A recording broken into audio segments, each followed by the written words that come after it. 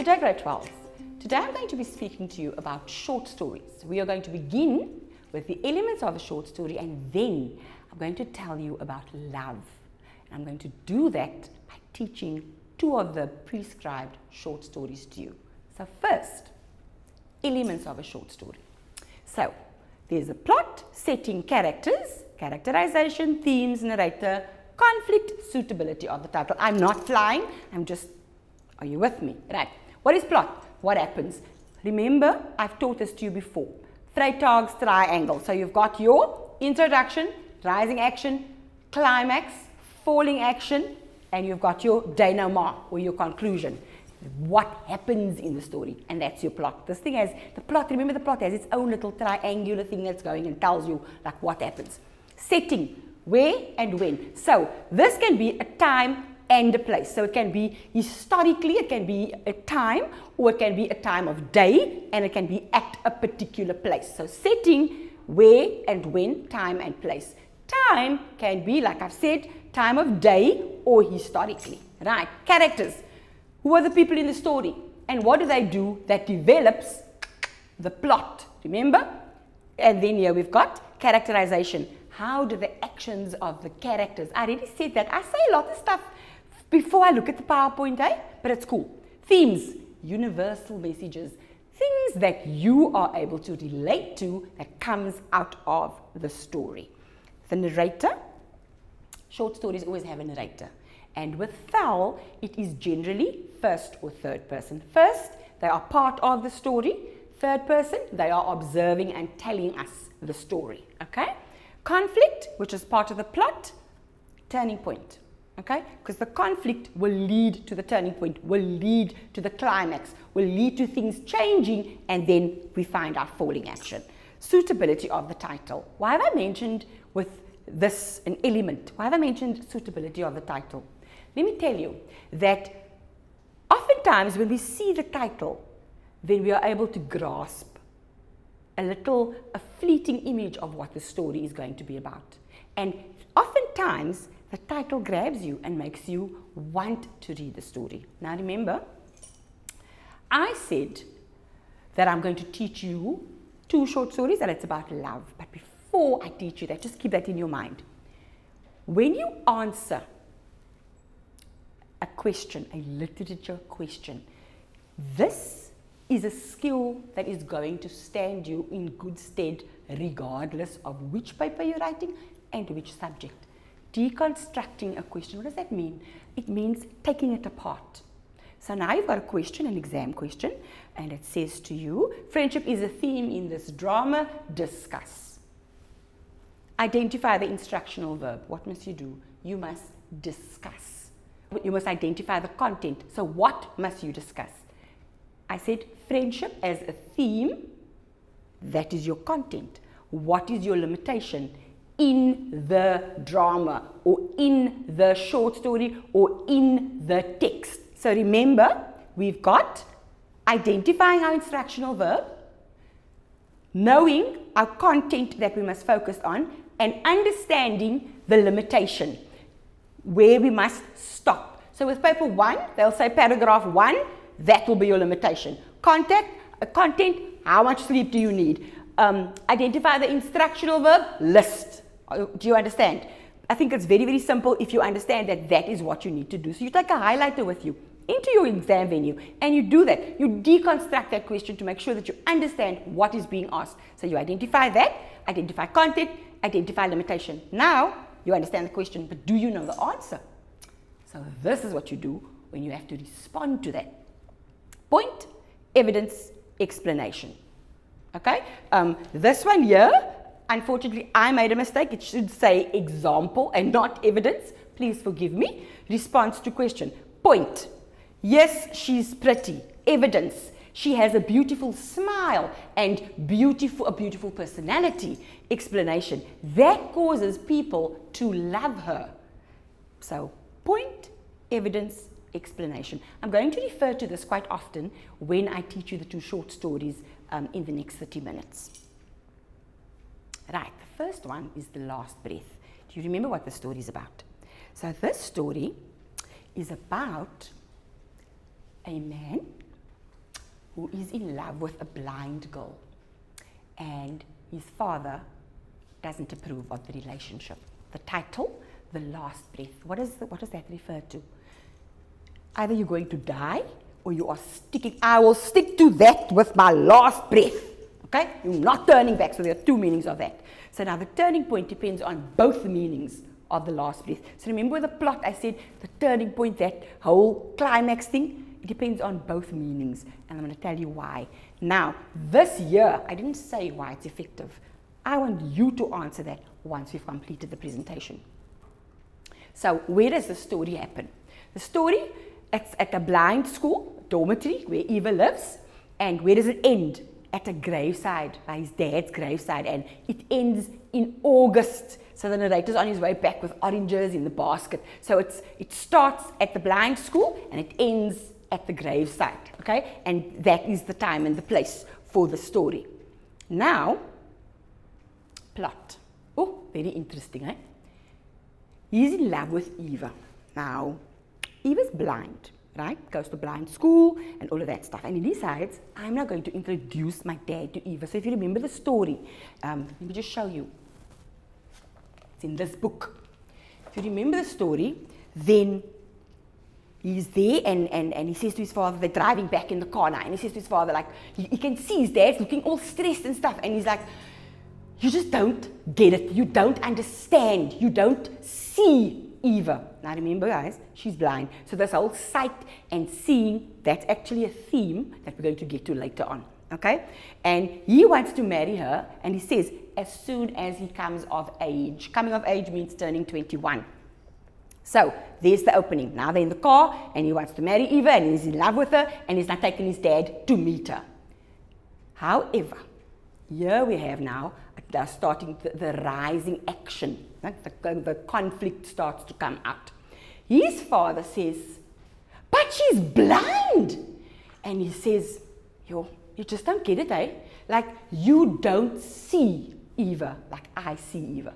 I don't see the fact that she can't see. I'm seeing so many other things about her that she offers. And he says, he shouts at his dad, and he says, why don't you give her eyes? And remember, back to the story, the father goes quiet. Now, guys, that preempts what's going to happen later on. Give her eyes, he shouts at his father. Okay? And then eventually decides he's not going to care about what his father's saying, and he chats to his mother, and then he goes and he proposes to Eva. Okay? What happens when he proposes to Eva? Eva says, no. Why does she say no? She says, I want to see the ring. And he's thinking to himself, but now, how do you mean you're blind? How are you going to see the ring now? And she says, somebody is going to give her corneas now. Let's go a little bit back in the story. So I'm going to quickly summarize the story for you. He's in the car with his dad, and he says, give her eyes. They get home, he chats to his mom. His mom says, dude, don't be so hard on your father. The guy's got lung cancer. And he realizes, oh, and he feels a bit bad. Okay, but he decides, regardless, he's still proposing to Eva. Now the father's sick with lung cancer. He's not going to propose to Eva because he loves her. And remember, the father already told him, you can't study music, you must go work in a bank. Woo, dreams dashed. So already he's not a favorite of his father. They don't have a very good relationship. The mother's very supportive and she understands and she says, I hear what you're saying, but you know, your dad has cancer. Be there for him. Don't be so hard on him. Goes to Eva, proposes. Eva's like, no. And he's, but now what do you mean no? And Eva says, oh, found a donor. Somebody's going to give me their corneas. Somebody's going to donate the corneas to me and I will have sight. And the young man in the story says it so beautifully. He actually says that, you know, he was so filled with joy, but he was also sad. You know why he was sad? Because this regaining his sight, he realized, my dad is going to give my girlfriend or my fiance his corneas when he dies. And that's a huge thing. It's a huge gift that his dad is giving him. Okay, and then the conclusion, Eva sees again, and they are now together, and the identity of the donor becomes clear. But it becomes clear here when he starts to realize, ooh, you're getting corneas. There we go. Introduction, he's in love with Eva. Rising action, angry because his father. He refuses to accept the father's opposition. The mother, very understanding of both the father and the son. Very, very understanding. The climax happens when the narrator proposes to Eva and she says no. So basically this little slide here just explains to you, in short, the little diagram on the previous slide. Okay, now who are the characters? The key characters in here are the narrator, okay, because he's the one that's talking and telling us what's happening, and he's very passionate. He loves Eva and he has great admiration for her. So what does that tell us about him? Remember, we talk about characters, and what they do speaks to characterization, which tells us who they are. So he's willing to go against his father for his love for Eva and wanting to marry her. What does that tell you about him? He believes in love. He believes in happy endings. Okay? His father wants to dictate to him who to marry. But do you really think his father's a bad guy? Imagine if you go home with somebody that has a disability. Oftentimes our parents don't see the person, or your parents, or that we don't see the person. All we see is what is wrong with the person. And in this instance, the dad saw what was wrong with Eva and he said, can't marry her, she's blind. But do you know why he said that? It wasn't about the blindness. It wasn't that he was judgmental and saying, you're not good enough for my son. What it was about was, as a parent, he felt, I really don't want my child to suffer. I don't want him to marry somebody that's going to be a burden to him. And so he tries to get his son to not propose to Eva. And remember, right at the beginning of the story, he shouts to his dad. He says, why don't you give her eyes? And they say there, the story, like the father's face, it changed, his expression changed. And I think that that's where the idea of donating his corneas to Eva actually took root. Then he gives Eva a cheap copper ring instead of a shiny diamond ring. This is not indicative of him being cheap, okay? Because he says he dreamt of giving a shiny diamond ring to this woman he would one day marry, and her looking up at him with shining eyes. But Eva's blind. He works in a bank, he doesn't have money, so what does he do? He does the best that he can do. And the fact that he gives her that cheap copper ring indicates his commitment to Eva. He just wants to make her his wife. And the pomp and ceremony of a diamond ring and a big proposal, he feels that can wait. The most important thing is to commit to Eva. So remember I said to you, I'm going to tell you 2 stories about love. This is the one, and this is about love of a father for his son, love of a mother for her husband and her son, and love of a young man and a young woman, Eva and the narrator. Okay, and he's not prepared to compromise. He is not going to allow his father to stand in his way. And later, once the corneas are donated, he sees his father's sacrifice, and what does he say? At the end of the story, at the gravesite, he says, you always had a kind heart.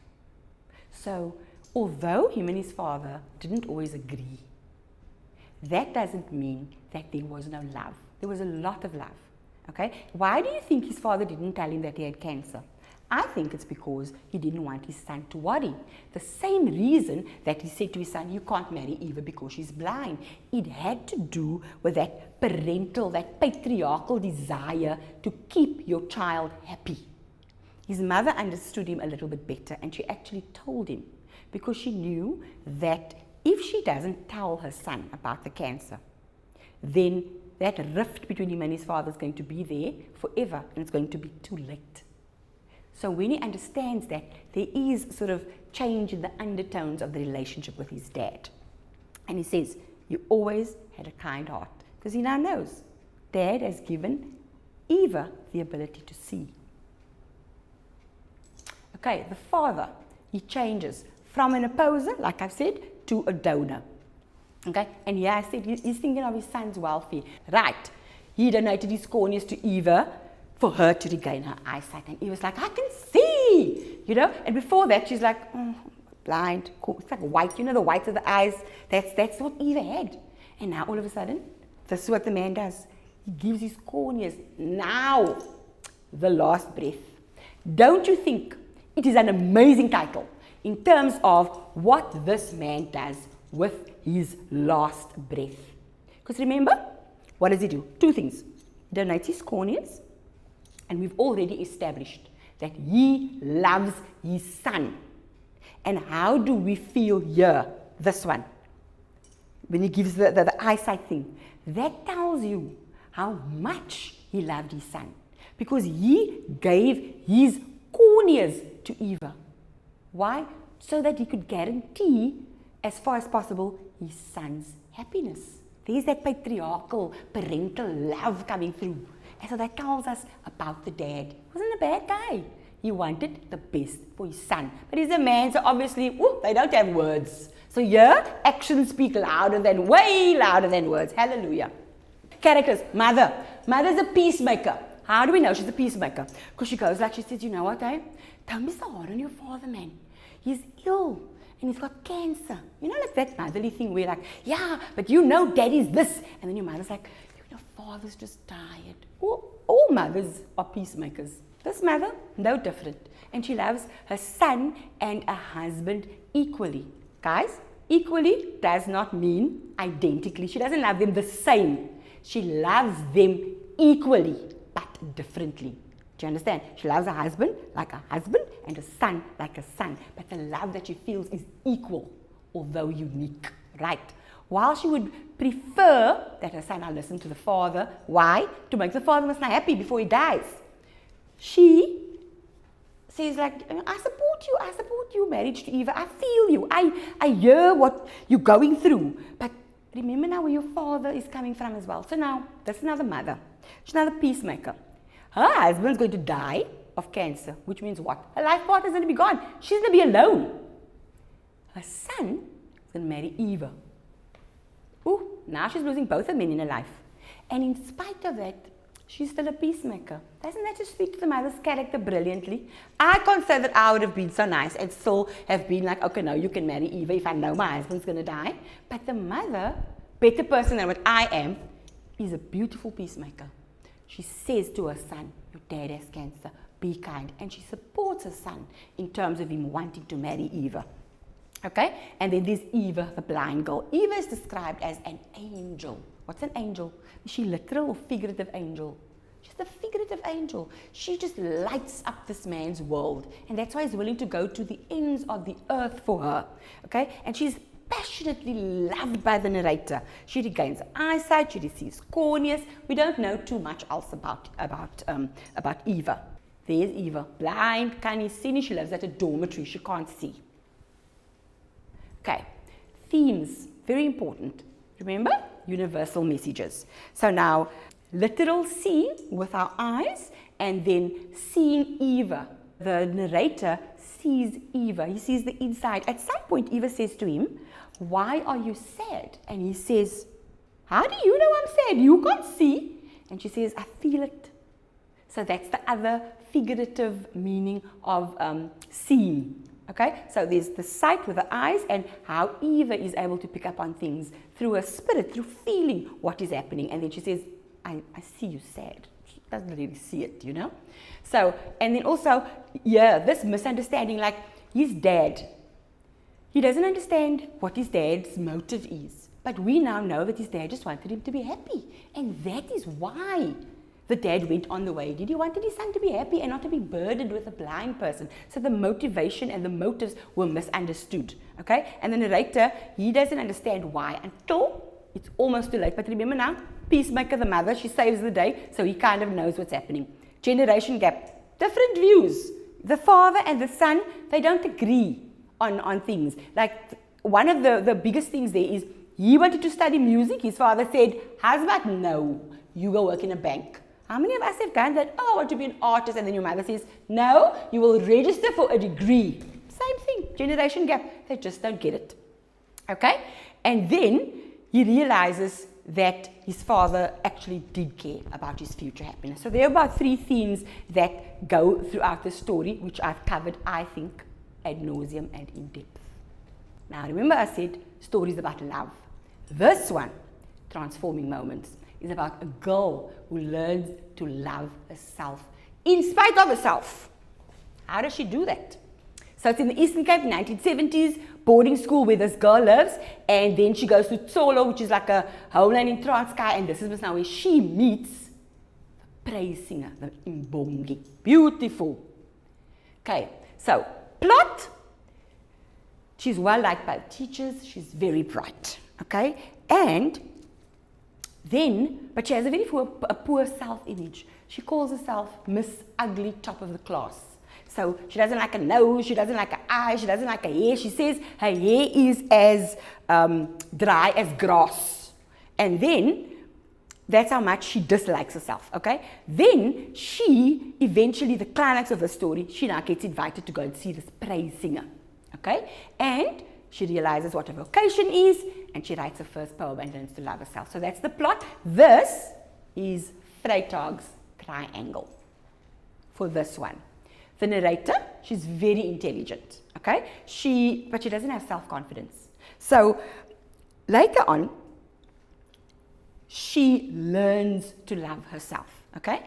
But we will go into detail about that now. The next character is Father Fikeni, because he makes her realize how special she is. Bulelwa, who defends her against the other girls, and Sizwe, the attractive rugby player who wants to be her boyfriend. And all of them are the facilitators of her learning to love herself, and they facilitate this journey towards self-love. Okay, so the title of this is Transforming Moments, and is it appropriate? It's very appropriate. Why? Because this young lady, I'm going to tell you the story quickly again. She goes to boarding school, nobody likes her, she doesn't like her. Then there's this guy called Sizwe who wants to be her boyfriend. She wants to become, join the school choir, and they tell her, no, you sing like a man. And Father Fikeni says, but you don't sing like a man. Your voice is resonant. He then invites her in turn to go and see a praise singer, which is where she realizes her vocation. She realizes, oh, this is what I was meant to do. Okay? The thing about this story, and I've shut off the PowerPoint because I want you to listen, is that when she starts, everything that was wrong with her, she mentions her feet, she mentions her eyes, she mentions her ears, she says, I had knock knees, she speaks about how dry her hair is, and she says, I was just ugly. She didn't even know that she was intelligent. She didn't consider herself, it was almost a fluke that she happened to be considered smart as well. And the girls are very nasty to her.